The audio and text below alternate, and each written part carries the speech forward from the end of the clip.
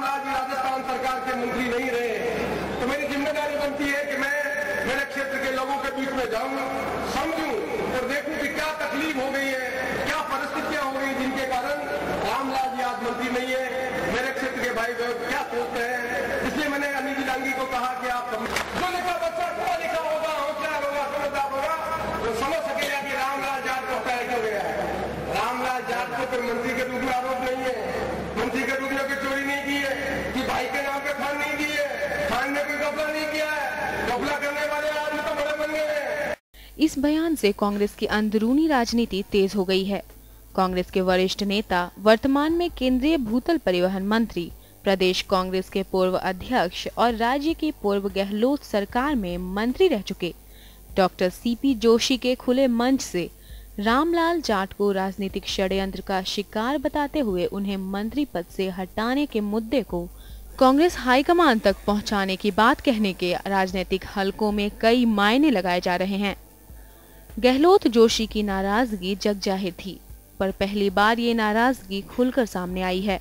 मात्र एक दिन पहले इसी नाराजगी को दूर करने की कोशिश कांग्रेस महासचिव जनार्दन द्विवेदी ने भी की।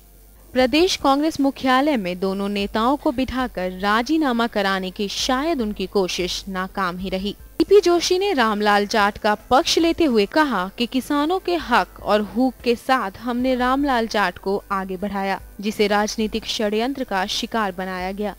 रामलाल ने 2.5 साल कांग्रेस की चौकीदारी की, लेकिन उसकी कीमत क्या मिली। वहीं मंत्री पद गवा चुके रामलाल को इतना मलाल था कि वो भी इस खुले मंच पर अपना आपा खो बैठे।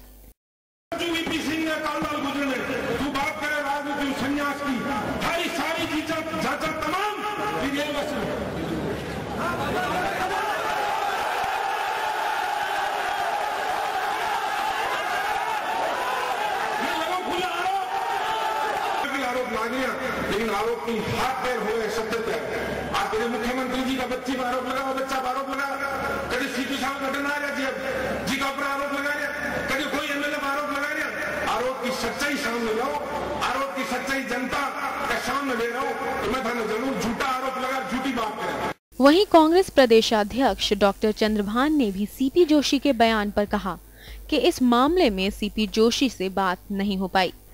उनसे बात करके ही कहा जा सकता है कि रामलाल जाट को हटाने के पीछे षड्यंत्र हुआ है या नहीं। भी समाचार पत्रों में इस संबंधी बयान पढ़ा है। अब मेरी सीपी जोशी साहब से बात नहीं हो पाई, वो पार्लियामेंट चले गए। अब उनसे बात करके ही इस संबंध में मैं कुछ कहने की स्थिति में हो सकता हूँ। अब बिना जानकारी लिए तो मैं इस संबंध में क्या बताऊं।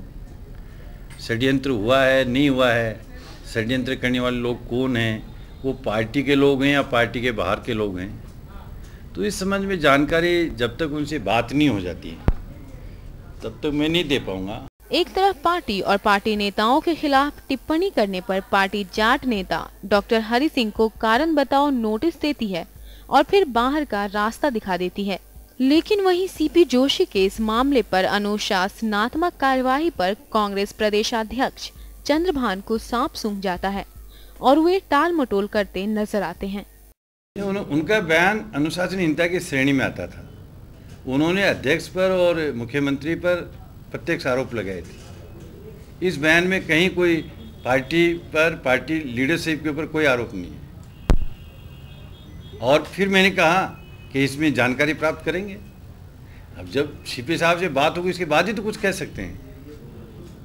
ये बयान सीपी जोशी और मुख्यमंत्री अशोक गहलोत के बीच इस मुद्दे पर बने मतभेद को जाहिर करता है। इससे साफ है कि हाईकमान तक बात पहुंचाने का बयान देकर सीपी ने दिल्ली तक इस मामले को कांग्रेस की राजनीति में गरमाने के संकेत दिए हैं।